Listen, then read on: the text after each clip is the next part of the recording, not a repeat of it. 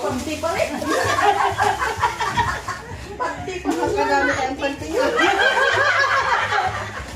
Hindi po Toy. panty yata ito yung nagamit ate. Uy, tinamay ako, bago yan. Ano nga, bago pa nga din pa. Ayan, something white po. Hindi ko alam kung ano yan. Guys, something white. Ayan na. Wala na tayo something white. Guys, tingnan mo naman si Inday. Kinuha niya sa kusina. Nakakadalawa na yan. Yung una malunggay, pinita sa kapitbahay. Pangalawa, kumuha sa sa kusina. Oh, di ba? Wise. May panlaya na.